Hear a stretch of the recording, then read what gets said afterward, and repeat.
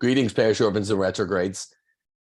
Today is a C-Mask Friday. That's good news for me. It's good news for you because it feels like about 6 weeks from the last Catholic masculinism pod that we did on this channel. If you don't have air conditioner, that is, look, everyone's excited. We got advertisements jumping in. Yeah, I was just saying, this feels like so long since I've had my friend Dr. Michael Robillard, Elliot Holst, Will Noland, all of whom are my friends on the show. And today I want to talk about something slightly, dare I say, celebratory, gentlemen. I want to talk to you guys about moving the Overton window. I was going to call this feminism moving the O window, but Steph was like, please don't. That sounds dirty, even though it's not. Moving the Overton window on feminism, which is, there are marks of this. We're going to look at them today. It's something you three and I have been working after for a period of months and years. And there's some real markers that show that we're stretching it, along with a lot of other good forces, back to the right. So congratulations to you three. How are you guys doing today? Man, only by the grace of God, dude. I would say that, like, I didn't even know what I was doing when I got married and living a traditional life. And it seems that by the grace of God, like I said, I didn't really know what I was doing, but to see where it's come and where it's going now is like, it's right on time. So it's pretty cool. Yeah, it's like you get up every morning as a married man and you're just like, I want to do things right. Doing things right matters more to me than it ever did before. And you're just like, whoa, lo and behold, I'm setting some sort of example. This isn't what I'm trying to do. I'm just trying to be a decent father and husband, and it's making a difference. And then Elliot, you're an entrepreneur and an influencer, and I talk to so many young men that are like, dude, you have Elliot on, you're not always on Rules for Retrogrades because it floats around. This podcast does. Like and subscribe, click the notification bell, by the way, people. But every Friday we do this together. And they're like, Elliot was a huge influence on me, 10 years ago, 5 years ago. So that people are watching, people are listening. Will Noland, Mr. Fired for a masculinity speech. If people are watching, people are listening. I remember 6-8 months ago, around the time this podcast started, independently, people were like, one of the coolest voices in Great Britain is this guy, Will Noland. Do you know him? I'm like, know him. Yeah, I do a podcast with him. And then Dr. Michael Robillard, I was shooting hoops in my driveway the other day for the first time in about a week because I had the summer cold. And I got the mail. My daughter got the mail, and it was some CDs. It was the Don't Go to College CDs. And I popped them in, the audiobook, and I started listening to them as I was shooting free throws. And I was reminded through the opening chapter, which is our bios, auto bios, what strong evidence of anti-feminism and what strong life exampling that you give just from your example to young men, being a West Point cadet, what you wrote in your high school yearbook, a life of glory and virtue, what you did after you came home from your service. It's a strong example to young men, and it's a strong anti-feminist example. I'm like, man, I'm surrounded by some amazing gents. So that, we're not going to be doing all self-congratulations, but I just want to say to people out there listening, these guys are the real deal. We wake up on Friday mornings. I'm fasting on Friday mornings. This is, like they say in the movies, with a strong actor. These are not just show muscles. These muscles do real work. I'm talking about my coffee, because it's black coffee. It's real coffee. It does work. It gets me up in the morning. But these handsome, strong gents I'm working with, these aren't just show muscles. These guys are doing in their sphere of life. These are three of the very best. And I'm just happy to be doing this, since it's a little bit of a self-congratulatory show. What have we contributed to the Overton window? We're going to show you some instances in a sec. I just want to say I really am honored to be doing this with you guys, and I really appreciate all three of you. And you, Tim, you're a big inspiration to me and to Elliot and Mike and everybody watching. Yeah, Thanks. likewise. Well said. Thanks.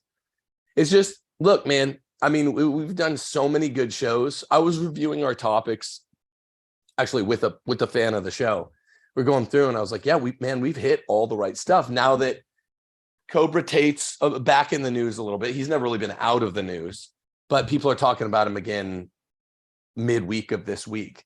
And so I was like, oh, how many shows have we done? 2 or 3 where we're kind of trying to give him propers, but say, here's how you improve. There's big fat areas of overlap in both categories.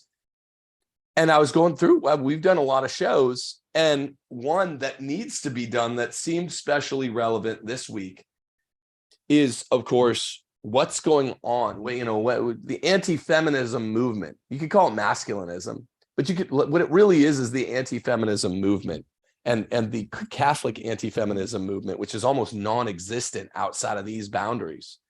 There's a Protestant anti-feminism movement to speak of. In the Catholic world, is almost nothing. There's traditionalism, but too often that's been encroached upon as well. So what I want to say now is a couple things happened. Ascension Presents in the Catholic world has these 2 videos that form, in my mind, very meaningful boundaries. There's one video, I'm gonna play you a clip from it in a second, called Submit to Your Husband, ? And it is by a very, what's the right word? Milquetoast, normie Catholic influencer named Jackie Francois. I've seen her, one of her talks when I taught at a high school, they brought her in. And of course, as you could guess, submit to your husband, ? She's looking at the screen like, I don't like this. And she gives this talk and she's like, well, it means what it basically doesn't mean what it says. And that's why it's okay. Because the implication is feminism is good. And it's got like over 200,000 views. It's 4 years old. Father Mike Schmitz, midweek this week, did for Ascension Presents, a very large account, did one called The Truth About Christian Marriages. And then the subtitle is, Do Wives Have to Submit? And he did the same thing. I'm going to play you some clips there.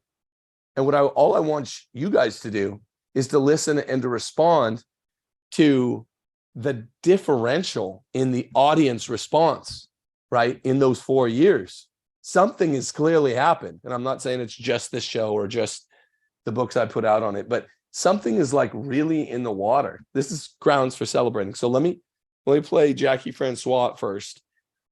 When I play Father Mike, it's not going to sound much different, okay? But I'm going to just give you the groundwork here. And then when you look to the comments section, that's what really heartens the soul. So here's Jackie Francois. Ephesians 5, sometimes we use it as a weapon to say, oh, women, you should be like a slave to man. You should serve him like a slave. And really, it's like, no, this whole part of Ephesians 5 is not necessarily a cultural reference of how wives should behave with their husbands, but it's more of, in the catechism, when you look at Ephesians 5 and you reference it, it's mostly about Christ and the church, that Christ loved us and he wants to sanctify us in the waters of baptism, and he wants to nourish us with the Eucharist. So it's so beautiful. And when I think of wives, submit your husband, be under the mission. And again, this is for all you ladies who maybe you dated guys who abused you, cheated on you. Ladies, never, ever, ever submit and be under the mission of a man who will do that to you. Okay? A mission that a man should have is to lay his life down for you. It's absolutely possible to have a husband whose mission is to lay his life down for you. And how is that? How do you see that? Well, my husband lays his life down for me all the time. He anticipates my needs. And sometimes even before I ask, he knows, he knows what I need. I mean, when I was pregnant and I'm like exhausted or tired, he knows, like, he's like, get her a glass of water. That's just something easy. Like, he knows to love me, like get her, honey, how can I help you? What can I do to make you more comfortable? What can I do to help with the kids, to help with the house? And this mission of a man who's tender, who's loving, beautiful, like that's the mission I want to be under. And that's the kind of husband I want to have. So when I hear this reading, it's like, wife, submit your husband. I look at Bobby, I'm like, yeah, I will be under the mission. And because your mission looks like the cross, and my mission, our mission together is to get each other to heaven, to have reverence for each other, to help each other be holy. So you don't need to get the stink face anymore when you hear this reading, like, oh no, you didn't. Okay, St. Paul, or like cringy. You can be like, wow, this is beautiful. And this whole scripture is in reference to Christ and the church, which means that you and I, every single one of us, whether you are married or single, you are a priest, and every single one of us, our ultimate call is to be in union with God in heaven in the wedding feast. It's our wedding with Christ. Okay, so just let's go through the board here first. If we'll go, Will, Elliot, Mike. Can we just? I'm going to play you what Father Mike Schmitz said, and it's going to sound really similar, but I want to point out errors as we go. Did you have any responses to that, Will? She said a lot, and it's pretty much been the story since Vatican II on what they call Ephesians 5. Now, there are all these other passages that are just devastating, that don't have any daylight to argue about. But do you have a few comments on how this is wrong? Just as we go along, we'll keep the audience up to speed. There's a lot of words, but there wasn't really much meat to them. The only thing I really heard was this idea that somehow submission is optional, or Yes. only if it is palatable to her or in particular situations. But the plain fact of it is that the husband is the head of the wife, and wives must obey their husbands. This is in all things except sin. And what I was hearing there, sometimes explicitly, but sometimes just implicitly, but always coming through in the tone as well, was that really grates on her, and she's trying to find a way around it. That's it. And by the way, everything can be bifurcated conceptually, rights, duties. The husband has the leaderly rights and duties. All they do, I'm going to play you Father Mike after everyone has a go around here, is be like, okay, well, I'm not going to say anything about the rights accruing to husband as leader, because that makes a woman sound like slave. But let's just focus on the duty. And I guess, like you just said, Will, I guess I'll just get square with it because my husband's really good. He does his duties well. He goes above. He gets me water whenever I tell him. So he's kind of like my slave. This is the subtext. So it's fine that really his rights mean that I have to obey him. That's what's going on each time. You're going to hear it every single time. You hear one of the normies a little bit accepting, but mostly rejecting this. Elliot, what'd you hear? Yeah, a lot of what you said rings true. There's always this tendency to point out what the man must do. And it's very explicit, very clear. They want to point to it. They want to tell you what it is. But it's never, ever very clear what the woman's role in it is in it. And it almost sounds like, which I hear her saying, is that the man should actually be the submissive one.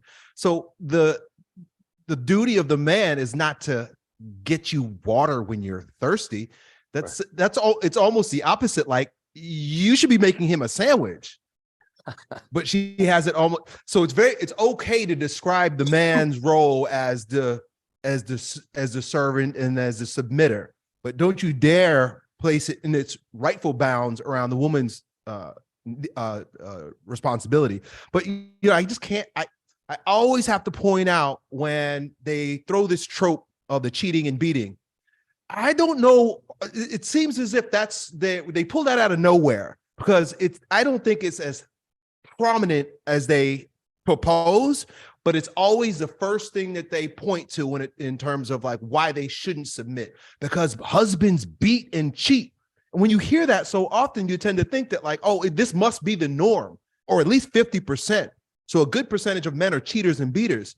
That's not true. And so they got to stop using that. Especially beating. Like literally. Where did I get this? This is how, when I did a round of interviews with, I mean, I'm not using it as a negative, but normier accounts, closer to center, not lefty Catholic accounts. I don't talk to them, and they're not honest, but just honest, good, right of center Catholic accounts. That's what I mean here. They all of them borrow the far left social justice warrior tactic of going to the worst case scenario, cheating and beating, especially beating. They're like, okay, well, Tim, you're a good guy, so you're insisting on the church's teaching. This is 4 summers ago, when I debated Trent Horn on feminism. I went on Matt Fradd's show for the first time in the middle of the summer on feminism, and it like set the Catholic internet on fire. When I was like, I'm writing this book, my wife's writing this book, they're gonna be cool. They're like, whoa, okay, Well, all right. So I know you're a good guy. You don't beat your wife, but what about the 99% of people that beat their wives? I mean, they didn't really say that, but that is the attitude. Mike, Right. I know you, Mike, might have some other comments, but this is a fallacy of emphasis, right? Among other things, Mike. Yeah, certainly. Like, I mean, what I heard the entire time, I mean, in addition to the excellent points Will and Elliot pointed out, is like the presupposition in the background is that of sex egalitarianism, and then she's trying to filter the entirety of church teachings and Ephesians through that presupposition. So you can see her struggling to like kind of work it through that filter of sex egalitarianism. That's at least the presupposition that I heard, and it sounded, yeah, very muddled, very conflicted, trying to make those prescriptions between husbands and wives like fit that particular mold. Right. That's exactly what I meant by fallacy of emphasis. It's like, I have a really close friend who might be watching, and I say, like, look, I'll believe something. I think the difference between us might be, my friend knows who he is. I'll believe something if it's credible, whether or not it's normie or fringe, right? Whereas I'll tease my friend, my very close friend now. He'll believe it if it's, I tease, and I'm exaggerating because it's not true. He's actually one of the smartest young men I've ever met, wonderkind. I'll tease him. You'll believe it based on whether or not it's fringe enough, and that's the case whether or not it's credible or not. And this is mainly just a joke, but this is how it is for the feminists with the emphasis thing, Mike. What you're calling it all has to be run through the filter of sex egalitarianism, which is of course what Jackie Francois still had wrong through all this, even though she's sort of barely meeting par on, I guess I'll follow my husband. Will pointed out it's optional. Elliot pointed out her presuppositions wrong. Mike, you're pointing out her filter's wrong.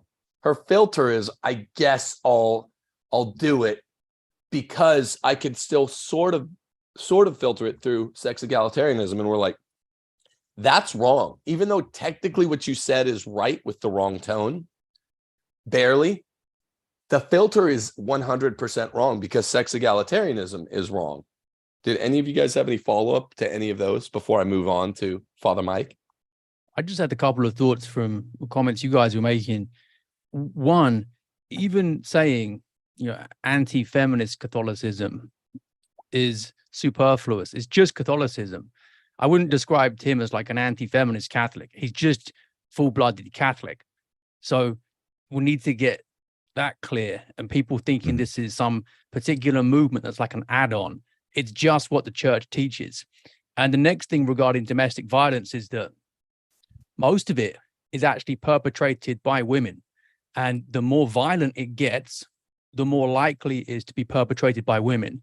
This is really politically incorrect data, but guess what? Women need to use force multipliers to do damage to men. So the more likely you get weapons involved, it gets up to about 6 times the rate of female on male violence. So even the whole narrative around domestic violence is massively controlled and misleading. Well, I mean this sincerely. I always love the stat. I'm like, man, I wish I had a stat for that. I'm going to go to Will. If I'm like, you always have them handy, man.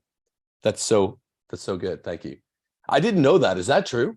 Anytime you get the force multiplier, it will always be. I mean, it stands to reason. Well, not always. Six times more likely. Yeah, most studies are up to 6 times because they'll just like grab a saucepan or a knife or even worse, a gun. Whereas the men will tend not to take things that far. I've forgotten the name for it, but there's this weird inhibition pathway in the brain where men won't actually go full force on women if there's a physical altercation. We just don't do it. That's interesting. And by the way, when I'm giving you guys compliments, these are absolutely real. Sometimes when you give real-time compliments, like, that's so special. Thank you. Thank you for your statistics. I literally always, I'm like, man, I wish I had a stat for that. And Will's always there with it. It's legitimate gratefulness. All 3 of you know who Father Mike Schmitz is, right? Could we just go around and check? None of you probably knew who Jackie Francois was, I'm guessing, but all of you know Father Mike Schmitz. This is the more recent thing. Yeah. Elliot? Yeah. Yeah. Okay. Sorry. There's no way none of you wouldn't have, because he's huge. He's huge on YouTube. He's a huge influencer. Jackie Francois used to be bigger, but Ascension Presents is nearly a million person account. And they present the normie. And I don't mean center right here.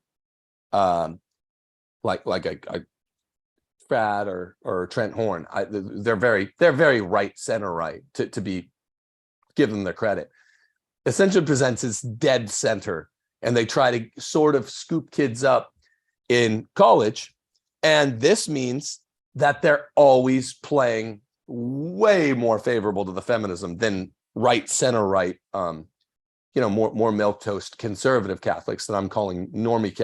I don't mean that as a slur in the case of Frad or Horn. Actually, respect what Trent Horn's a good debater and very sharp mind, and same thing with Matt Frad. He's a sharp dude.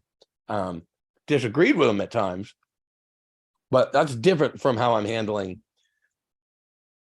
Mike Schmitz. Okay, this was this week, and this was a big deal because the Francois clip I just played you is representative part whole. It's a relationship of metonymy with the rest of the speech, and her audience loved her for it.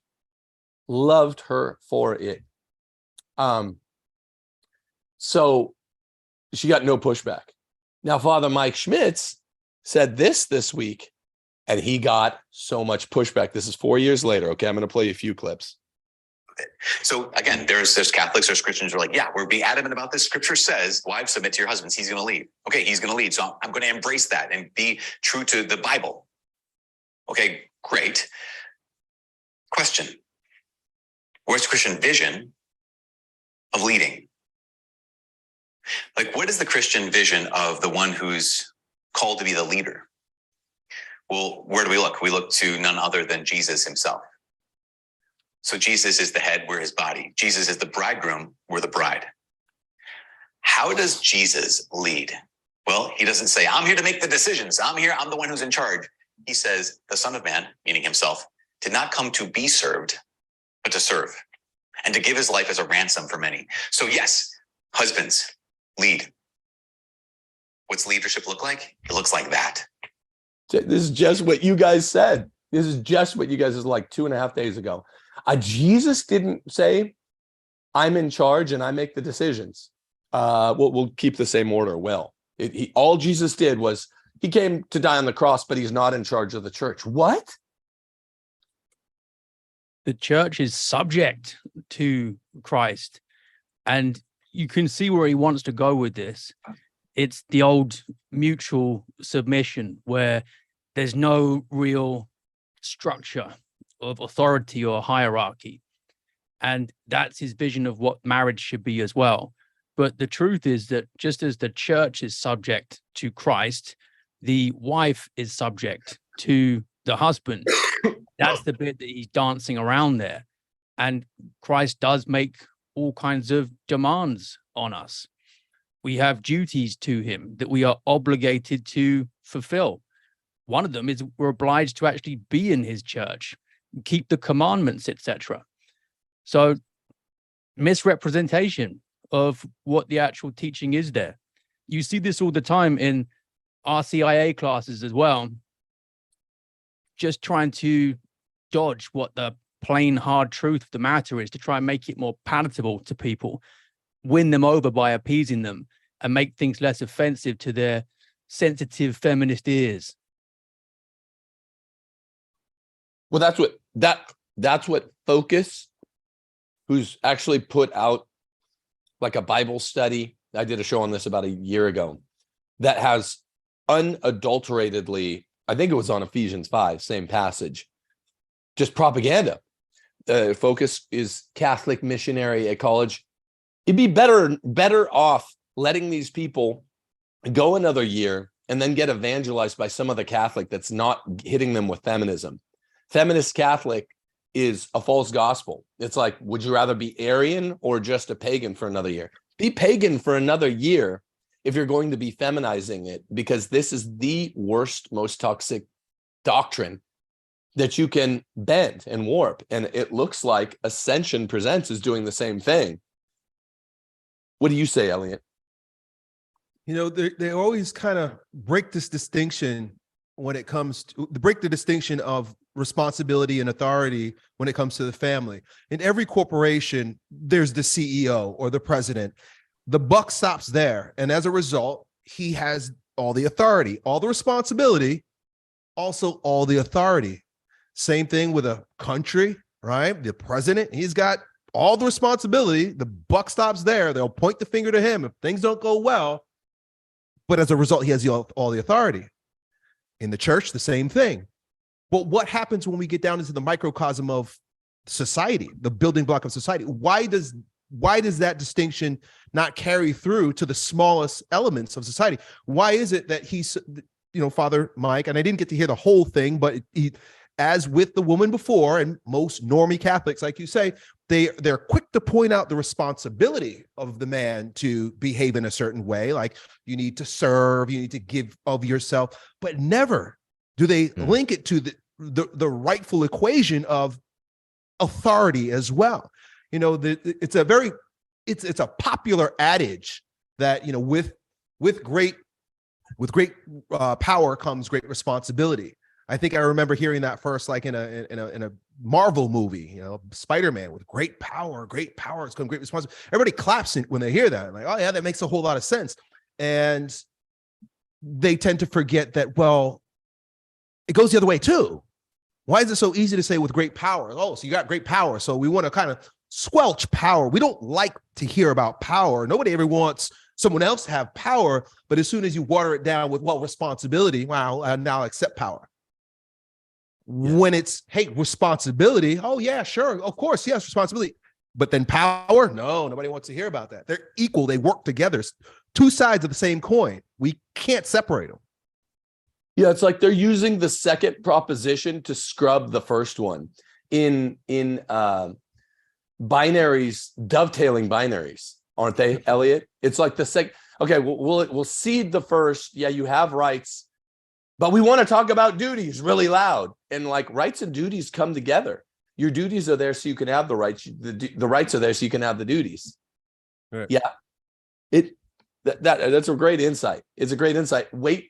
Elliot, wait till you hear the next clip I have from Father Mike. But Mike, what do you got? What is really going on here with their analysis?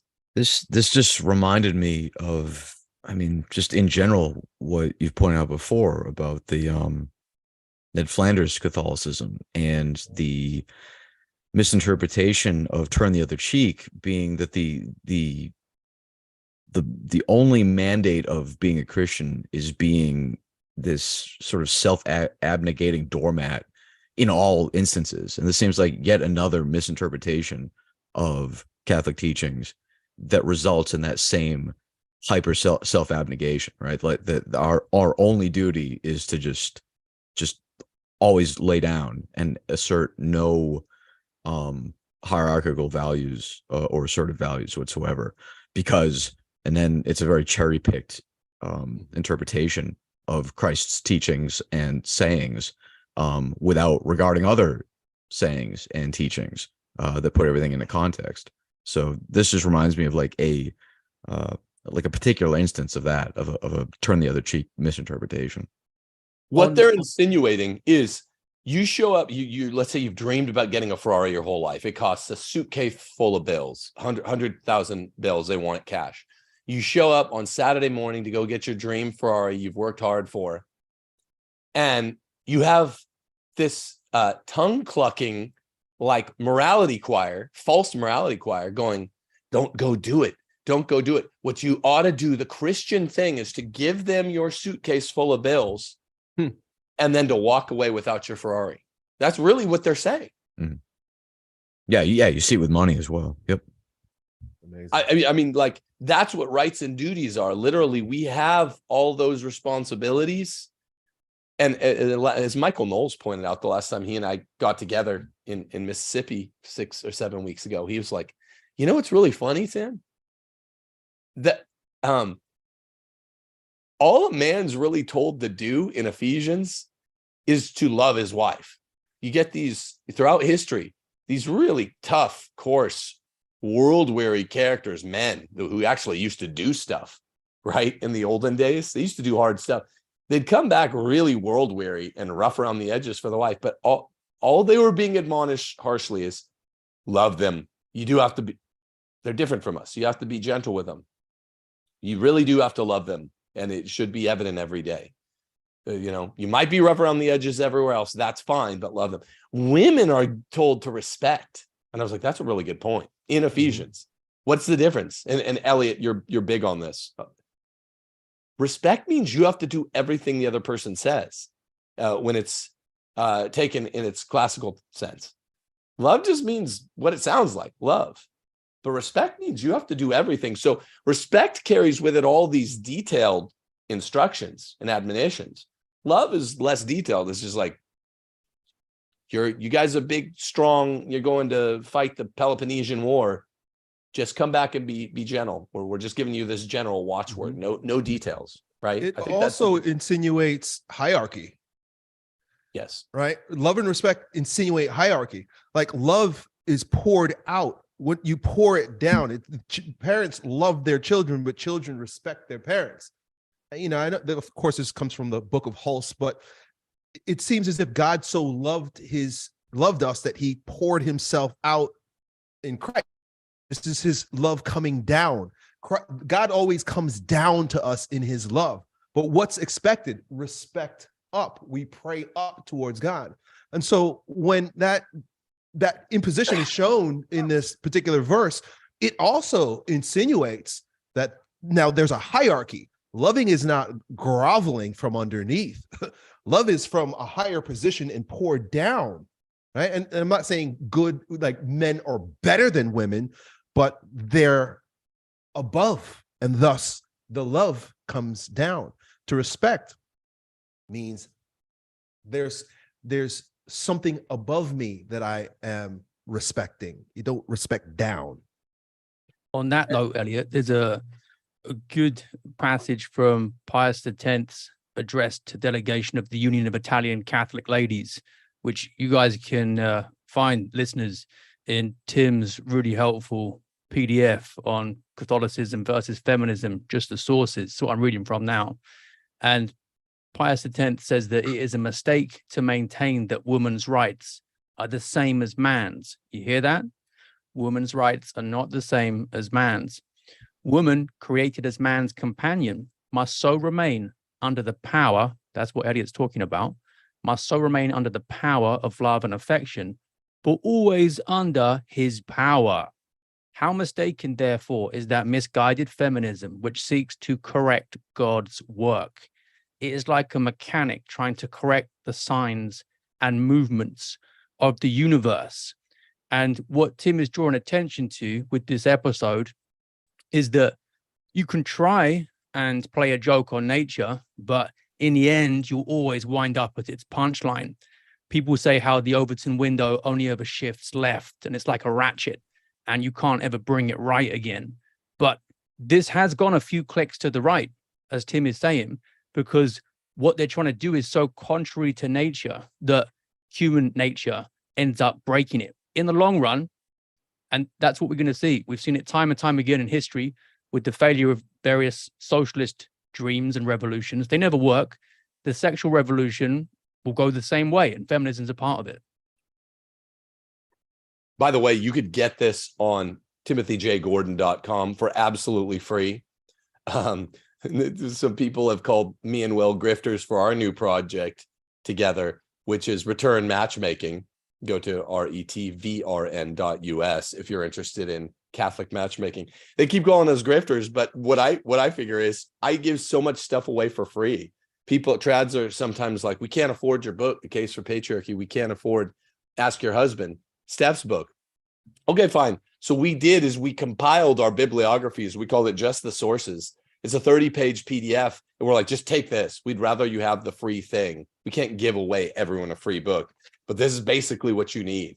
And don't forget the honest normies out there that are like, Tim, Ephesians 5 has been interpreted by John Paul II in a a genuinely bad, biased way. After 2 millennia of real interpretations by the Church of Ephesians 5 going in the direction we're talking about, they think that's the only place where submission is mentioned. It's not. Colossians 3 verse 18, submission. Only it's unilateral wifely submission. 1 Peter 3 verse 16, unilateral wifely submission. Titus chapter 2 verses 3 through 5, unilateral wifely submissiveness. The quality of submissiveness attached to wives. 1 Timothy chapter 2 verse 11.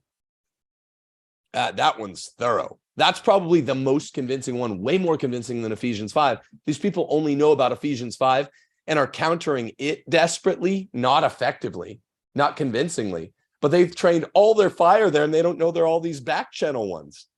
1 Timothy chapter 3 verse 12, in addition to 1 Timothy 2 verse 11. 1 Corinthians 11 verses 3 through 7, this one's gangbusters. Wifely submission is unilateral. There's no other even arguable place in the New Testament where they could come up with some lie like mutual submission. And then 1 Corinthians 14 verses 34 to 35. Let me play you some more Father Mike clips because your guys' comments have been amazing.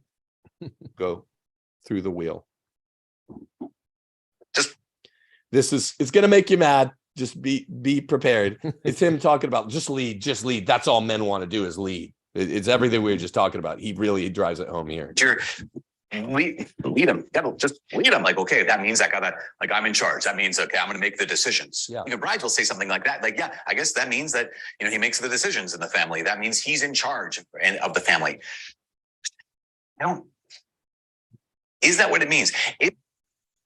Will, you take this, but I just want to point out what he's saying is so incredibly subversive because he's not even talking about the 95% of Catholics that already have the bad feminist toxicity soft-wired in.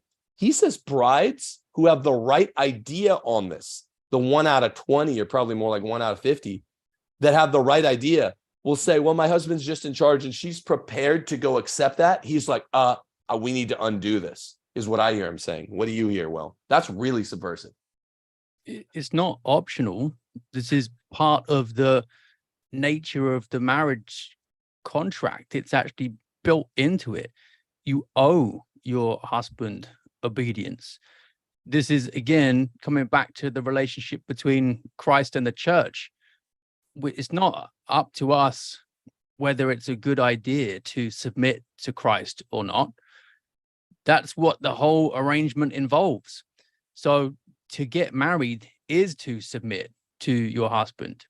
And I'm sorry, but even when he's not living like a saint, which is the reality for most husbands, because we're all dealing with original sin, we're making mistakes, etc. We've got our flaws and faults.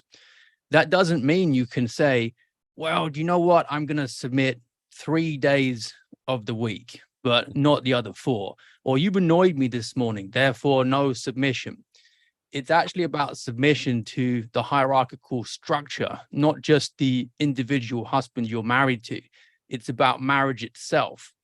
So you'll hear women say things like, if he leads, then I'll follow. Or if he deserves submission, then I'll submit.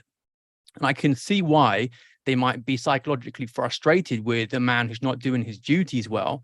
But all you're going to do is make it worse if you then say, I'm not going to honor the marriage contract as a wife. You're just going to introduce more chaos into it then. Trent Horn recently did a thing where he's like, okay, some trads out there, he meant me, will say, wives have to follow their husbands unconditionally. And this seems, Trent's gotten hip to it. This seems to be scripturally well founded. But will these same trads say the same thing liturgically with their bishops? And I'm like, yes, I'm the trad that after Traditionis Custodes came out, I made this exact analogy. I said we can't do in the realm of liturgy, even though I'm a TLM all the way guy, we can't do to our bishops what feminist wives do, semi-feminist wives do to their husbands vis-a-vis prudential judgments. We can't say, well, we'll follow their categorical judgments in cases of malum in se. But all prudential judgments, which might lead to something bad, I'm going to defer to my own judgment. We can't do that. I don't want to go to the Novus Ordo, okay? But Pope Francis has the plenary authority over sacraments and disciplines of the church. So we're stuck with bad liturgy if he's a tyrant, which he is. It can get changed back the other way. But I made this exact analogy when I debated Tim Flanders on the liturgy. I said, we can't be like feminists. It sucks, but we have to follow it. Women who have a crusty husband, as long as he's not ordering them directly to sin, you have to follow every even prudential judgment, even if it might lead indirectly to bad things. What do you say, Elliot?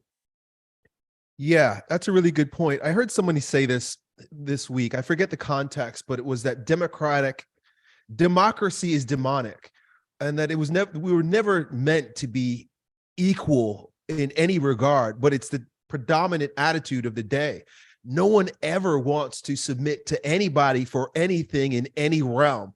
And that's why we have such chaos, because everybody's their own authority. Everybody's their own God. And, you guys know better than me, but from what I understand, this country was not even founded on so-called democratic values. It's just that idea has just been pumped into our brain for the past 100 years that we take it for granted, but it's a republic. I know you wrote a book about a republic. There's a leadership. There's a hierarchy. I mean, I don't exactly know how it works, but I know that we're doing it wrong, and that the idea of this flattened out, everybody's their own imminent ruler has got us into the chaos that we're in right now. But as he was talking, I was thinking about this wife who does submit, and he was making whatever comment about her I didn't totally understand. But for those who are listening, and I'm talking particularly to the guys, and you don't want to get into a situation where many years down the line you're in a marriage and then you want to confront this issue. I think as part of the vetting process, a part of your courtship needs to be pull out the Bible and point out these uncomfortable passages, particularly these ones, and ask your potential wife, what do you think about this? Don't wait till you get into a marriage and then have to say, well, what do you think about this? Or maybe I need to step up and start leading, or is it okay if I become the leader? No, this needs to be established very early on. Otherwise, do not proceed. Young men, did you hear that? Absolute rule of thumb. A rule of thumb so absolute, just call it a rule from the Book of Holes. Do not get married without we've said it on other shows, the shit test of saying, here are these 8 scriptural passages. You might throw in Ecclesiasticus as well, Book of Sirach. But go through Ephesians 5, Colossians 3:18, 1 Peter 3:16, Titus 2, verse 3 through 5, 1 Timothy 2:11, 1 Timothy 3:12, 1 Corinthians 11, 3 through 7, 1 Corinthians 14, 34 through 35. Don't do it on a first date like you have Asperger's. You look like a weirdo. Don't do that. Do it one of the last times before you're thinking about popping the question. Okay?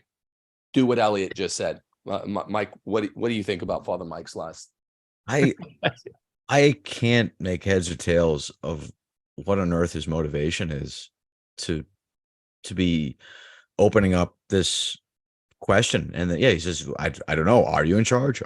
Are you the leader? I mean, would he be happy with a layperson in his parish going, say, I don't know, is the priest in charge of the parish? I don't know. Maybe he isn't. Let me get up on the altar and start running things. Right? I mean, I would imagine he would put his foot down and say, wait, no, there's a chain of command.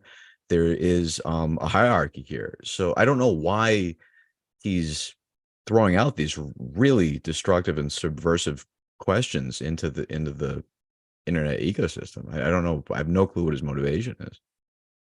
Which is weird, because he's as milquetoast as you get, but it is like subversion. Yeah. It is it's remarkable.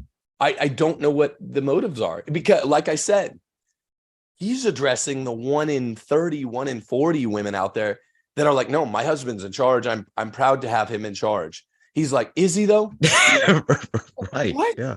WTF, Father? By the way, Yeah, Elliot, you're dead on about America is a republic. The difference between a democratic regime and a Republican regime is precisely what you pointed out. A republic cannot be a proper republic under God, cannot be subverted. It is squarely oriented at the natural law. In Federalist 39, Madison describes a republic as having a Senate, which gives the cool and deliberate sense of the people, meaning it's a deliberative process, meaning there are some natural law virtues that cannot be subverted by direct representative government, i.e. democracy. We'll just put it to a vote. Is abortion okay or not? Just put it to a vote. 51-49 say yes, it's okay. No. A republic can say it's 1973. More than 51% of the people would go for abortion now, but we have a Senate, a Senatory process, a second house to bestow this cool and deliberative Republican sense of the people. They will regret it later if they trust themselves. So there is hierarchy and authority in a republic. There's not a democracy. Everything you said was dead on. I just didn't want to leave that hanging. Thank you. Okay, you're gonna get you guys. I hate to piss you guys off on a Friday morning, but it gets, I'd say, arguably even worse. Maybe not worse than the second clip, but he builds on it a fortiori. Here goes. Like people, guests at the wedding are looking back and forth. Like, did they actually? There's Catholic Guests at a wedding. He's criticizing those who, like many of my young former students, who have Ephesians 5 read at the wedding. He's making fun of them in a low-key way. And he's saying guests at the wedding they'll be perturbed by the word of God. That you ought to either silence it or change it, is the implication. YouTube, there's Catholic Twitter, there's Catholic all these things. And there's this kind of like this rise in people talking about, yeah, that's what we do. Here's what it is. Husbands, you are leaders. You lead your wife, you lead your family. Men, be leaders. And I'm all about men taking responsibility for themselves, men taking responsibility for the people around them, people that are under their care. But what does it mean to say, okay, guys, you need to lead. You need to lead your family. You need to lead your wife. You need to lead her. And also she needs to submit to you in all things as to the Lord. Like, what does that actually mean? Great question, Camper, because I don't think it means what you might think it means. In fact, let's go to the beginning. Okay, number one, don't call me camper. Two other things, right? I don't appreciate that. Two things. What they did, Ascension Presents, is they trotted him out here. I want your guys' feedback here. They trotted him out here after 4 years. They had Jackie Francois on the exact same channel doing a video. So no one believes in wifely submission. Why is it in the Bible? To great acclaim. Now, in those 4 years, there have arisen voices on Catholic internet and Catholic YouTube, which you heard him mocking. He means me and us and those like us. Books like Case for Patriarchy and those like it that have arisen. He said it's become popular. So they sent him back out there. They thought his video would win the acclaim that the Francois video won. Secondly, you hear a direct intoning, a direct expression of that which we only heard insinuated before in the first clips of him cherry picking husbandly duties. You get the duties, but not the rights. He said it outright there. He's like, I'm fine with the duties. I'm not fine with the rights. He said, it's not a direct quote, but he said basically that. Will, what do you say? Imagine being a Muslim guy listening to this. You'd give it a giggle, wouldn't you? It reminds me of that meme where you've got the guys in the middle of the desert and the top one is a zoomed out clip of his face and it just says Abdul, and then it zooms in and he says, get the rocks. Like it's time for a stoning. This is how weak the West has got. And if husbands are actually questioning whether they really have any authority over their wives, they're really questioning the whole heart of patriarchy. And to be pumping this out online from big outlets that are supposed to represent Catholicism, that's embarrassing. It is. Get the rocks. Get the rocks. What do you say, Elliot? I agree. Yeah. Like 1,000,000%. You know, there's this attitude that all leadership and all authority must inherently be bad and be evil. Mhm. And it seeps right into this. And that idea is squashed when you read the chapter in its fullness. And it says somewhere to something to the degree of treat your wife like a part of your body. So to be the head doesn't mean I'm now going to abuse my body and I'm going to do what's best only for my head, but not for my body. If the man is the head and the wife is the body, then he's going to take feedback from the body. The head doesn't do anything without considering, what does my body need? What does my body want? Good leadership in all regards always asks what is needed. The head will ask the body, do you need food? Do you need warmth? What do you need? Do you need to be washed? Do you need to be tempered? Do you need to be controlled? Like sometimes the body is out of control. It goes both ways, and it goes that way in these types of relationships. With my team in my business, if I charge ahead without considering what the guys that work for me think, I'm going to miss the boat many times because they have great ideas. They got their boots on the ground. They got their finger on the pulse. And so I have to look to them often. I often look to them because it's helpful to me. A leader in any organization is not just going to charge ahead as a tyrant, not considering the body. And so the same thing in my relationship. Yeah, the buck stops here. Ultimately, I'm going to be held responsible. So I'm the authority. I have to make the final say. And my wife understands that. But I don't go charging ahead without asking her questions or getting her feedback or being curious about her position on things. I may or may not take that and run with it, but it's not like I'm blind of my body's needs. Well, Elliot, on that body point, it's really interesting that these guys who think they're being loving by not actually exercising any authority. If you're letting your wife get obese, for example, you're not loving her, because loving is about willing what is objectively good for the beloved. So these guys who are afraid to have tough conversations with their wives, like, oh, maybe you should eat a bit less or exercise a bit more, etc., so you'll be healthier. This is what I want for you because I love you. It ends up with them, when you lose the leadership, you also lose the love. There shouldn't be a split between the two.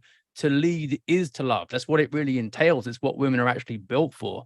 And people who are backing away from that, that's just yet more abdication of authority, which is part of the curse of Adam from original sin. Men need to fight hard against that, not be encouraged to go slack. Mike, what do you say? And I'm gonna snake in reverse. So Mike, you'll get first bite of the apple for the next couple of passages. Roger, just back to what you said and what Elliot said. What I heard there was, he said, you have this responsibility to lead, so lead. And you have to ask, well, how? Well, how can you lead if or how can you tell these men to lead if you've also told them that they have no responsibility, or that you have no authority that corresponds with the responsibility? So it's, once again, it's lead, you have a responsibility to lead, parentheses, but you don't have the authority. And I don't see how those things can coherently hang together. You know, the only way you can lead effectively is with the authority to do so. And that comes part and parcel with the responsibility. And it just seems like he's not acknowledging that. By the way, the goal is not coherence. That's not how it works with huge accounts who are being dishonest. There are good accounts that are ginormous, like the Daily Wire, that have done good work. Walsh and Knowles have pushed the thesis for the case for patriarchy explicitly. They've actually been popularizing it. That's a big account that's doing good work. Matt Fradd is a big Catholic account that is, I'm going to play you a clip from him on this. He actually says, look, Tim Gordon persuaded me. And he has a history of doing this. He's a big account. Big accounts want views, but he'll actually reconsider things that are overly normy. He'll say, no, I have to take an unpopular stand here. Right? Doesn't do it all the time, but he has a history of doing it over the last 4 years that he and I have known each other. So I want to give, I'm not talking about those. I'm talking about the dead center ones that are pure democracy.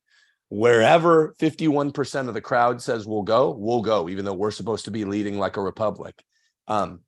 Ascension Presents is one of them.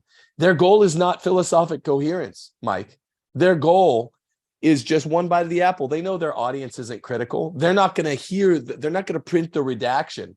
10% of the population reads a newspaper redaction 5 days later when it appears on the back cover. All they see is the first page of the paper, gets everyone's impression, makes all the negative reputational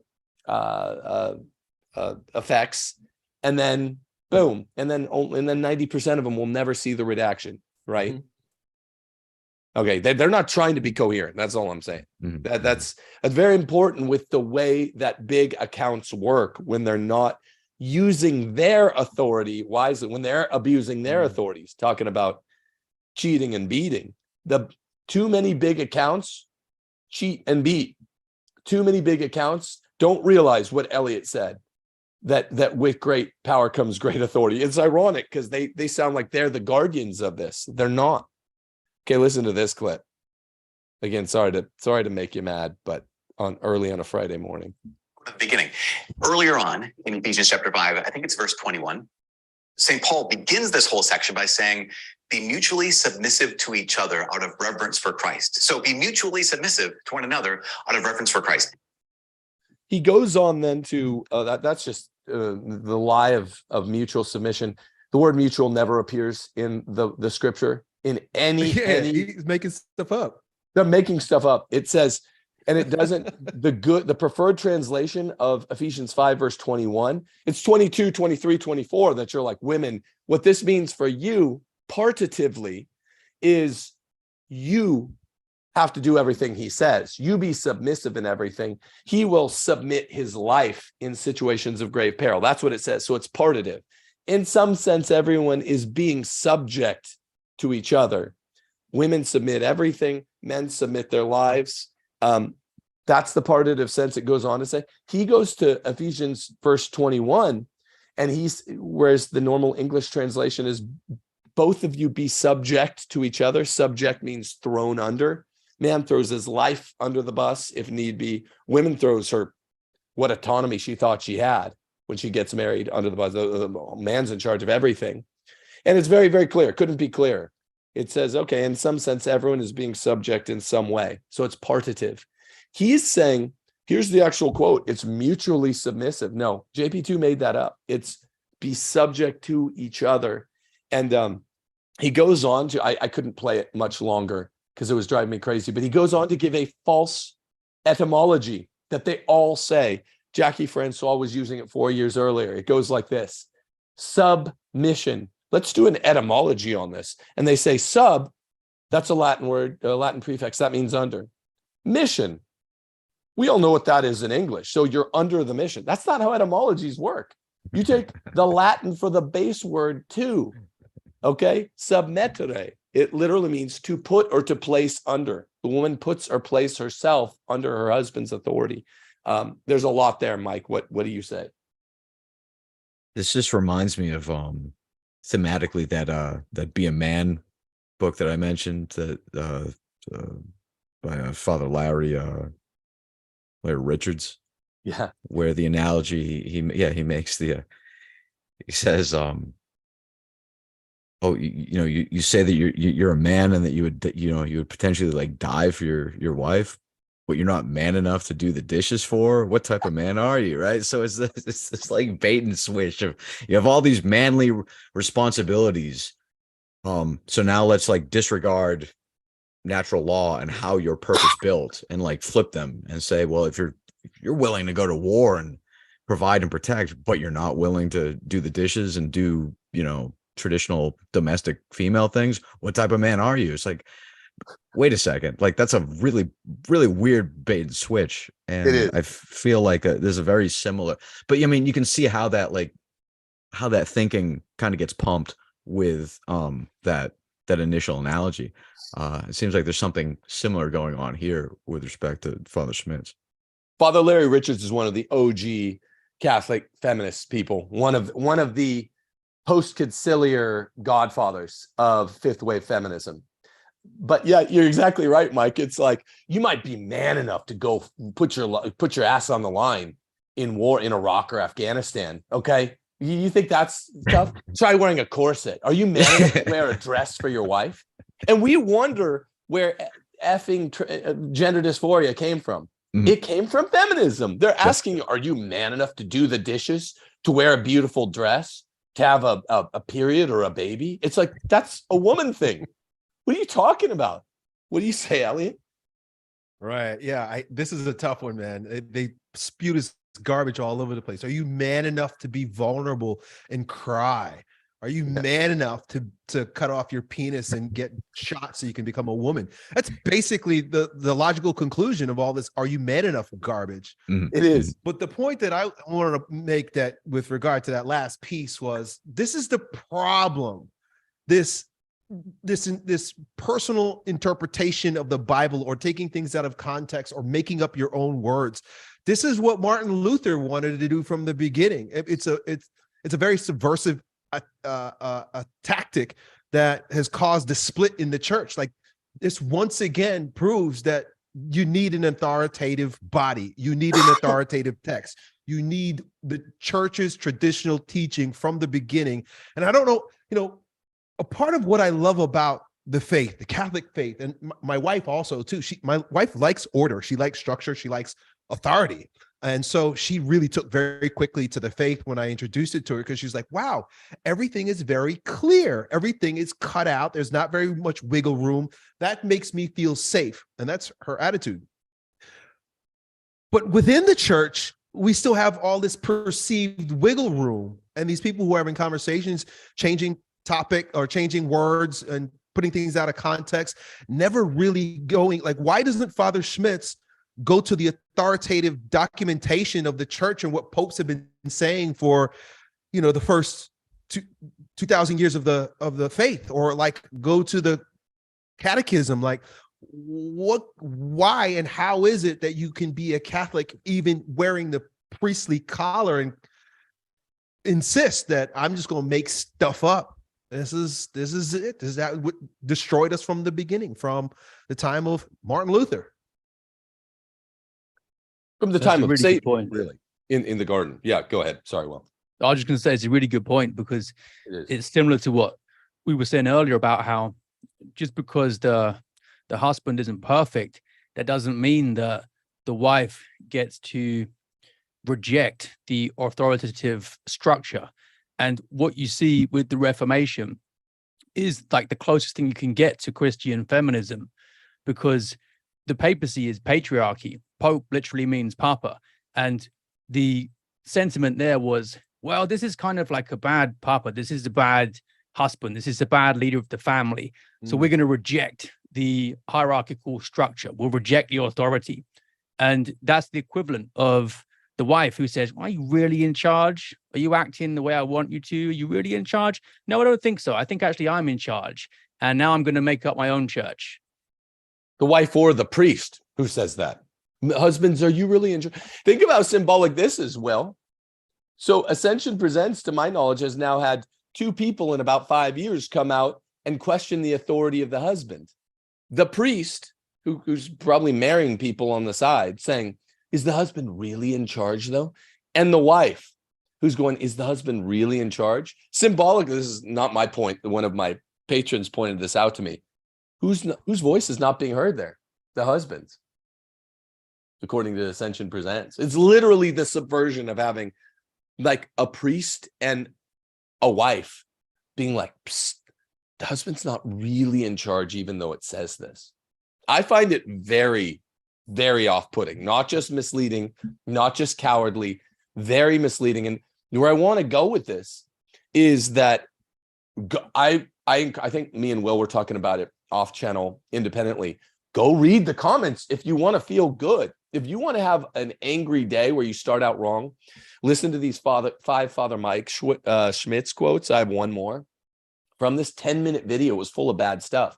You want to feel good about your day? Go read the comments. 2 out of 3 of them. Someone pointed, my friend Andrew pointed this out to me. 2 out of 3 of them are like, no, Father Mike, you need to pray about this. This is wrong. This is wrong. The husband's in charge. I was like, I don't know what to say. I'm without speech. As someone that always goes to worst case scenario, always thinks bad stuff are going to happen. That's very encouraging. Listen to the last bad clip I have from him, and then we'll go to some people admitting they've been changed on this. Some people even choose to have at their weddings. Here's a scripture that sometimes people in the Bible in a year, or even they're just stumbling through the New Testament and they come across Ephesians chapter 5, and they hit this line that says, "Wives, be submissive to your husbands in all things as to the Lord." And all of a sudden, just like, whoa, what is happening? In fact, when that comes up in the lectionary, right, in the cycle of readings on Sundays, sometimes it's just like, what is happening? What are we going to say? Even there might even be an option to like skip it or to like go over this. When people choose it for their weddings, I sometimes see this. I sometimes see this confusion of like guests at the wedding are looking back and forth. Like, did they actually? There's Catholic YouTube, there's Catholic Twitter, there's Catholic all these things, and there's this kind of like this rise and people talking about, yeah, that's what we do. You guys heard the latter part. I just wanted you to hear the first part of that quote. I was focusing on the latter part, which went on earlier. But the first part is him saying that the censorship, the modern censorship, 2,000 years into church history, into the life of the organism, the members of Christ, is a good thing. And it's not maybe that passage is hard bracketed out in the lectionary. It says you don't have to read this. It's in hard brackets. He's saying it's good. He's smiling about it, and he's like, I think it's there. You know it's there because you're saying that you as a pastor, you're admitting you're cowardly and that you dread it. He admitted it. He said, oh, you dread it because you see people looking around. My point has always been, gents, we'll go Mike, Elliot, well, this, that men are in charge and women have to follow, this doesn't even count as one of the hard sayings in the gospel. Bread of life discourse, right? John, whatever, chapter 6, when Jesus said, look, you have to eat me. You have to consume me, body, blood, soul, divinity. They said, this is a hard saying. And many of the 5,000 left him. Judas went off and turned it over to the devil afterwards. In like verse 70, it said that. People don't talk about that. That's one of the hard sayings, the Eucharist. Trinity, 3 persons, 1 substance, 1 ousia. That's a hard saying. Jesus, 1 person, 2 natures, right? Hypostatic union. That's a hard saying. Transubstantiation of the Eucharist, a conceptually separate doctrine about the Eucharist that makes it difficult. Men are bigger, stronger, when we're talking ceiling, not floor, smarter than women, just equipped for leadership, all the things you would ever need. That's not a hard saying. That's just nature. Just go watch the Olympics. They're not Catholic. They're secularists. They push feminism, but even the feminists at the Olympics bifurcate the sports. Even the feminists who like pro-female sports, they're like, we do not want men in the sports. Men will kill them. I thought you're feminists. So Father Mike is talking about this. I don't even think he accepts mutual submission in Ephesians 5. He says, let's talk past it. Let's censor the church. But even if you're willing to accept it, he's calling it one of the hard sayings. It's not even one of the hard sayings. It's the most obvious saying in the Bible. What do you say, Mike? I remember you pointed this out somewhere, and I thought this was a really good point, where you said that you can pay attention to what people like say they believe, but if you really want to know what they believe, like see what they get embarrassed about and what they take pride in. And he sounds almost embarrassed that, like, he's almost apologizing that somebody would stumble across these lines. And we all know that Catholicism is really about sex egalitarianism. How did this line get in here? Like, boy, isn't this embarrassing? Let's move on. So it just seems like he's embarrassed about church teachings. Like, that's what it sounds like he's preemptively apologizing about that line. And right. I don't know where that's coming from. Well, the church is supposed to convert the world. The world is not supposed to convert the church. And people, the world has converted the church on feminism, and we're trying to undo it to a little bit of success. What do you say? Elliot? Well, you know, I caught that last piece where I think he's saying that people are starting to revere this verse more, particularly in their weddings. Like this is something that's trending. And I know that's probably a segue into the rest of our conversation, but man, that feels so good to know that regardless of what the talking heads are saying or what's been popular in the milquetoast media, that at the grassroots, the trad movement is taking hold. I even watched Bishop Barron the other day talk about, you know, why men are leaving the church. And whatever your opinion of Bishop Barron is, I really like the fact that he's willing to take a measured approach on a lot of things. And he's like, it's because we've watered it down and we've turned everything really weak and nobody wants to propose anything that's tough or that's challenging or, like, you know, you're saying here, a hard verse. And the way back is already unfolding, but the way back is a return to these hard things. Men want to hear these hard truths, especially if they put them in a position of responsibility and authority. So what gives me hope and excitement to see how the next maybe decade is going to unfold for the faith. It's very evident that we're coming back to the truth. We're coming back to what's hard, and we're taking it with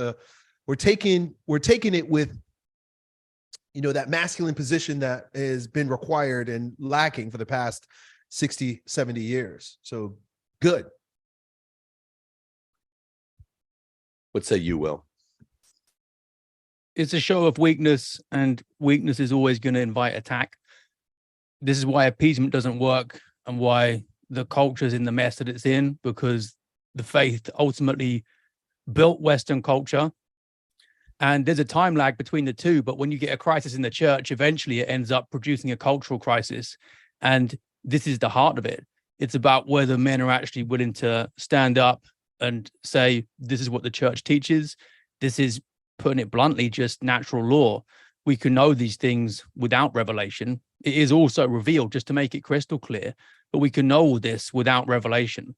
Like Genghis Khan and similar bros throughout history weren't sitting around umming and ahhing about whether the husband is the head of the wife. They were just like, duh, this is obvious. And we need to actually return to making that clear. Otherwise, you're going to turn more and more men away from the church and compound the problem. I put on Instagram a while ago that St. Benedict smashed the pagan idols in Monte Cassino. St. Boniface chopped down their sacred oak tree at Geismar. St. Patrick defied the Druids to light the Paschal fire on the Hill of Slain. And the barbarians were watching this and just thought, wow, this is great. They were converted by the displays of strength. And Right. Until men actually return to making a stand for the authentic church teachings, all they're going to be doing is making people think, what a bunch of cowards. Why would we want to be involved in that? But all three of them risk death to actually make the point of this is what's true. And that was inspiring. So it's going to start, as pathetic as it sounds for modern culture, but with guys just reaffirming the basics in their own households. And then it will just filter through from there. And that's how you change society, family by family. That's all it takes. Just reverse course in your own household. You don't have to have your bishop's permission the way we do have to have it now, once again, to get a beautiful traditional liturgy. You can't do anything about that. You can take over your own household, and that's much more important. Now, the good news on a Friday morning, I have two more quick clips for you guys, and then we'll let everyone get out of here. But the good news is, in fact, go read the comment section on this Father Mike video. He got so much pushback. It's charitable, but it is strong.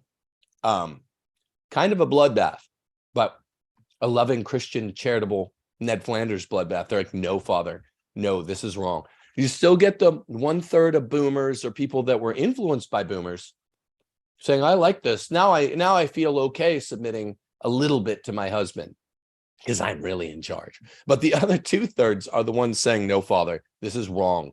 You need to pray about this and come correct. Some people just said, you know, case for patriarchy or something like that, which is always fun to see.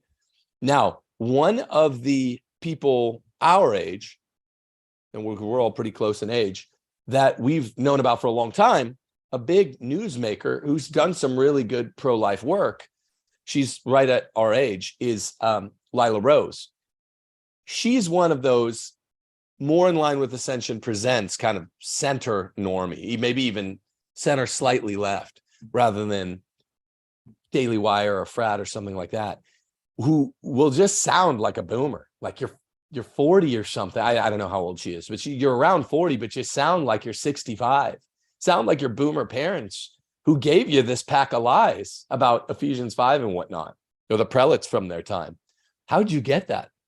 Well, we did a show, she did a show, and then I did a show responding to it about like the feminism issue.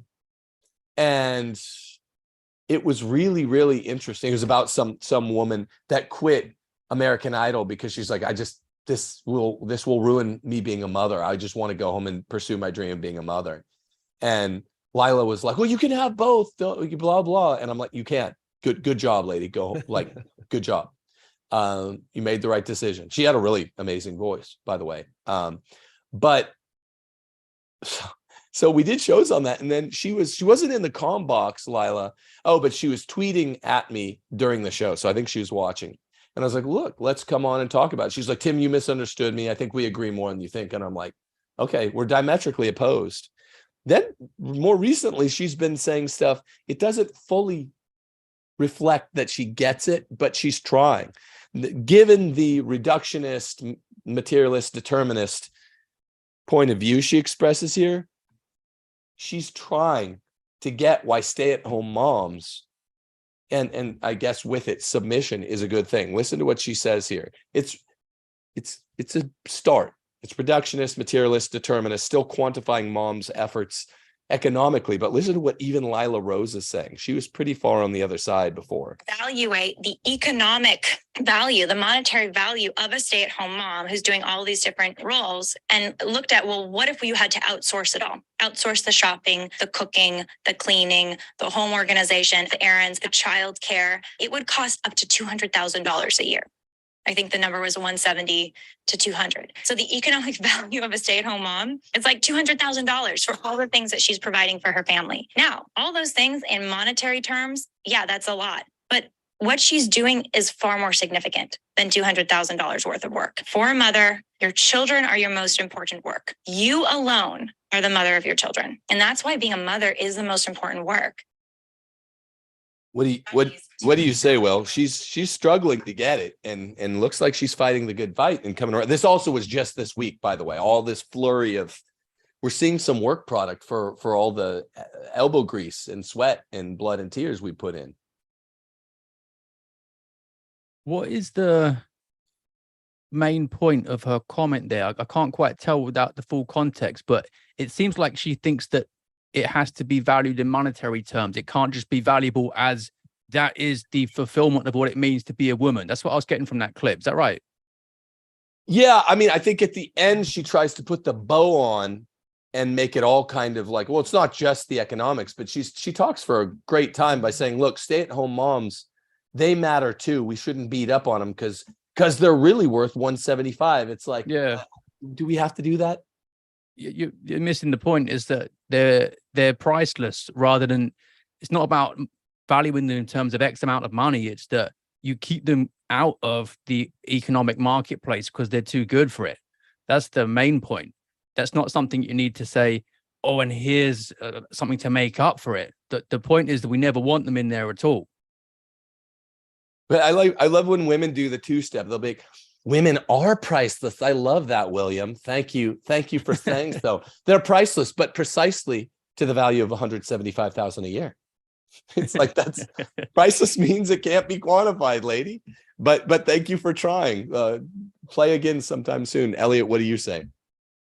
You know, in a world where women constantly complain about being objectified, don't objectify me, don't objectify me, they're constantly turning themselves into objects, right?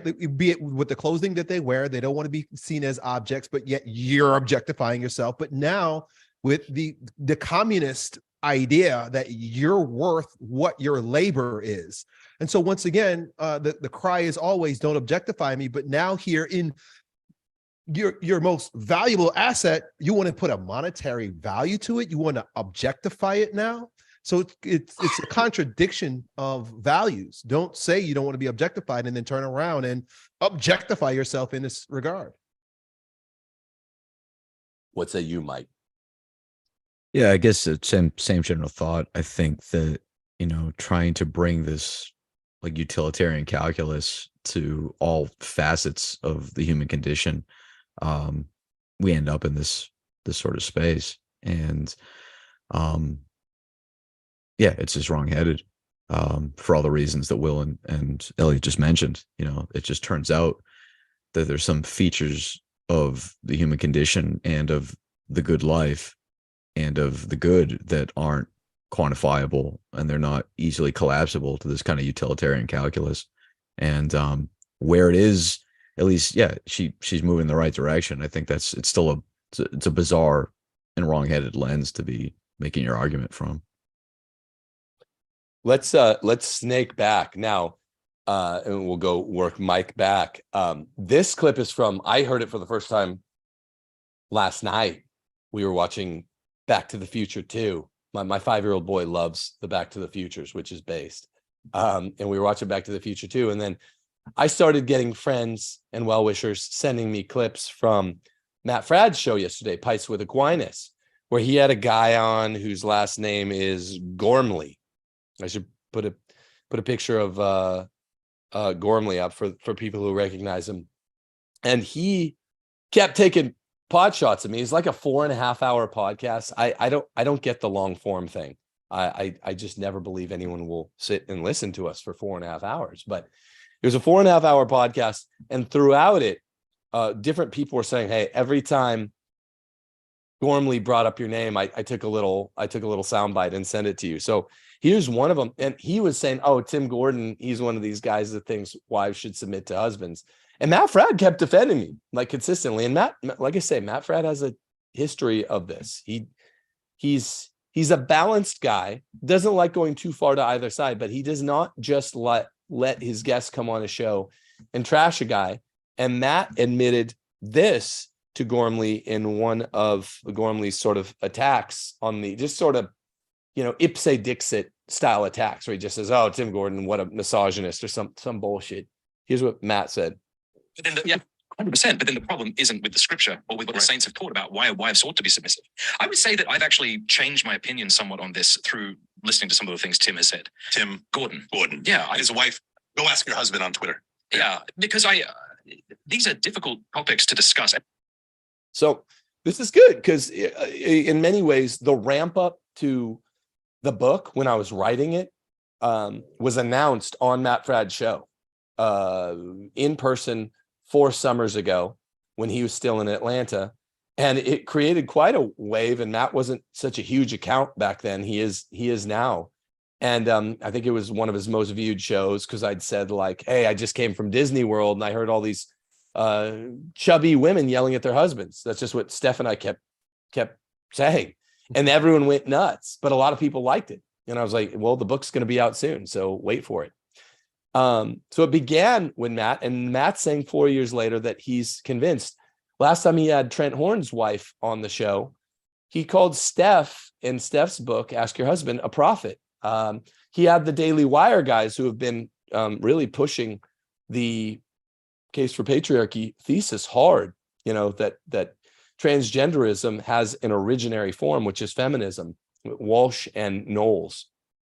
He had Walsh, Knowles, and Candace Owens' husband on the show, and they were talking about Catholic Republic and the thesis from Case for Patriarchy, and they were all talking it up. And like I'm closest with Knowles of those guys, but I appreciate the support. It's not wrong to take a moment and say, well, thanks for the support and thanks for being open-minded. And I know these ideas scared you 4 years ago and sounded abrupt and they're way countercultural, but thanks for keeping an open mind, Matt or Lila, or I think maybe Gormley eventually might get there. But who knows what Father Mike Schmitz will do. Hopefully he'll do the right thing with the pushback that he's received this week. What do you guys say about, kind of as a way of capping the show, a capstone?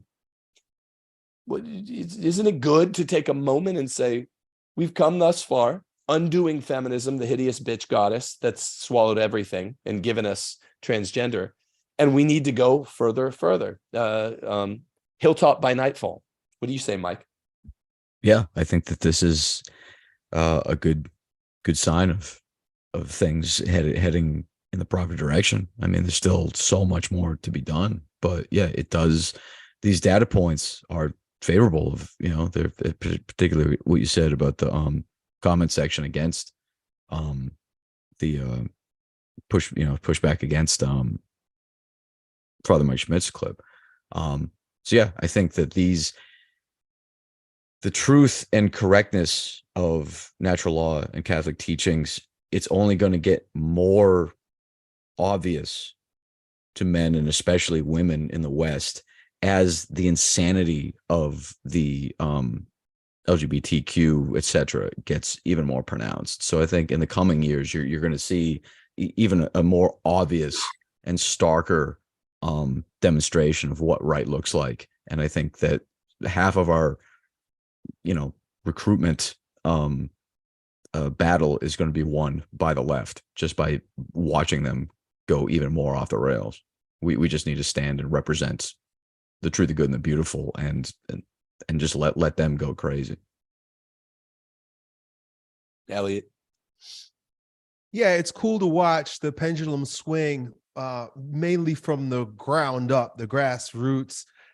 I'm curious though, and this must be a topic for another time, but it seems as if, Pope Francis's pontificate, of course, will be coming to an end at some point here soon. He's old and, and ill and things of that nature. But I can't help but to have this deep desire to see a big, like a Donald Trump Pope from the top, really just stand for what we're really all about and lead us from the top. Again, like our whole conversation has been about, honoring our fathers. It's patriarchy, and I understand the Pope. But at the same time, we also mentioned the embarrassment from the top down. It's like, okay, yeah, but man, it'd be so nice if we had someone that we could really get behind and lead us right, and that others from the outside could look and say, man, the Catholics are really now, they're leading us. See, the problem with the Protestants is that they can't be a Donald Trump, so they can't point out the figurehead or the what's at the helm that represents or is supposed to represent the majority of the people. For all of Christendom, for all Christian or Protestant Catholics, whatever, everybody, it's always curious. Everybody always wants to know, what is the Pope about? What is the Pope doing? And I guess we just got to continue to pray many, many, many rosaries for a Pope that represents this kind of conversation and that can lead us into the next millennia with true traditional Catholic masculine virtue. That's true, especially with the synod upcoming at the end of the summer in October. It really looms large. What is this ailing Pope going to do in his late pontificate? He's been a radical on the other side of things, pushing back against the change, the traditional. I mean, the stretch of the Overton window started when everyone, even normies, started going to the Latin Mass. So we had a liturgical rightward shift in the Overton window for, I guess, the first time in my life, liturgically, about 5 years ago. And really, we've been getting the fruits of the only second rightward shift in the Overton window with culture, sex relations, particularly in the family, that, I've been striving at it for a few years, but we're really only seeing the fruits of it this year. Well, there is a connection between those two things. Mm-hmm. Pope Francis is so bad, so much worse than all the other bad popes. The conditions culturally and socially in places like England and America with the T in transgender are so bad that some people out there might be like, well, it's not you guys doing this work. It's the conditions have gotten so bad that the Zoomer generation, they see it and they're like, we want no part of it. We want to go back to tradition. Maybe there's something to that. Mm-hmm. Yeah, when you get an organized and determined minority, a vanguard, who make it their goal to capture an institution and bring about change from the top down, it's hard for a disorganized majority caught off guard to do much about it. And when you look at how some of the changes in the liturgy and some of the obfuscation of church teaching and bracketing of verses that don't fit the agenda have been carried out, you can see why people have taken a while to get their act together. But God does help those who help themselves, and grace builds on nature. And a lot of the work that we can do as laymen is just patiently and faithfully labor in the fields, trying to get things right at ground level, and then wait for grace to work as well. And that's a big part of what Tim's project has been about. And we can see it bearing fruit now in a way that we're all really thankful for. Well, thanks, Will. It's our project here at the Catholic Masculinity Project podcast. And I mean, I get so many off-channel thanks for you guys and for what we're doing here on Fridays. It's not always here. You know, we float from our 4 channels each of the Fridays, but they're not usually the most views. I just want to conclude with this thought. Will, you did a beautiful tweet last night that I was like, this was after I was looking at all this, kind of planning this show after Back to the Future too. You did this tweet that went like this. Let me find the damn thing. You said, "Why are you chasing likes?" And this is a tweet, which makes it twice as delicious. "Why are you chasing likes? Barabbas got more likes than Christ did." I retweeted you, Will. You sort of Twitter master. And I quoted one of my intellectual heroes who I had the pleasure of meeting twice in life, a good Catholic man and a certifiable genius who never got below an A in his whole life. He never made an A- his entire life. He made straight A's from kindergarten through grad school. Justice Antonin Scalia, the revolutionary on the court, most important SCOTUS jurist in 100 years. He said, "Have the courage to have your wisdom regarded as stupidity," which is what we're doing here, isn't it? "Be fools for Christ and have the courage to suffer the contempt of the sophisticated world." I said, thinking about Will's great tweet, the sophisticated world, or in the case of Twitter, a bunch of Kardashian idolizing IQ 95s, which is what it is on Twitter. As terrifying as it can be in a place like Mike came from Oxford, right? And was like, dude, these Oxford eggheads are going to regard my Christian wisdom as stupidity. Of course, he was only coming back into the faith then. It's more terrifying to submit your pearls before swine and say, here's the truth. I'm trying to help you people.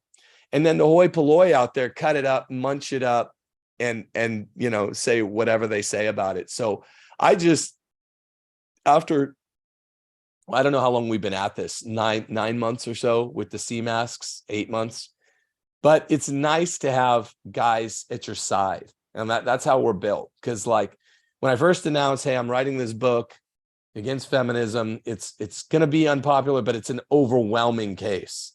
It is taking on the Cyclops, who's huge. For 3 years after I announced it, wrote the book, released the book, my family got come after hard. It's really nice to do this podcast, which is either more directly or more obliquely every Friday about this topic. It's nice to have you 3 gents standing shoulder to shoulder with me. That's a personal note. Even if they're not any of our most watched shows on our channel, because pretty much only men, we're cutting off like half the population.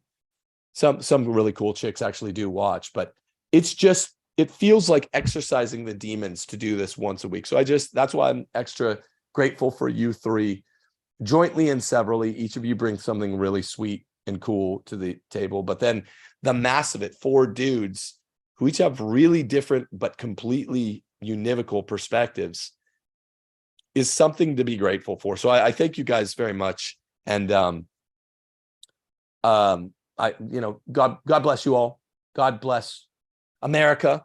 God save the Queen, and everyone have a great Friday out there. Go read the comments in the Father Mike video from 2.5 days ago. It will send your Friday off right. Start it off right for those of you on the West Coast anyway.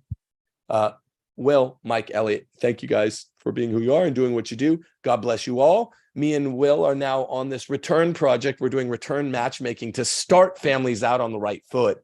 We're really excited about that. If you want to check out return matchmaking, going to retrvrn.us. Like, subscribe, click the notification bell for this video. Have a great Friday. Deus Vult. Peace, guys. Thanks, Tim. So. Nice, Tim. Cool. Good stuff, man. That was good. Sorry, I don't think I've stopped this beast yet. I'm just going to stop at this the only way I know how. God bless you guys. Sorry. All right.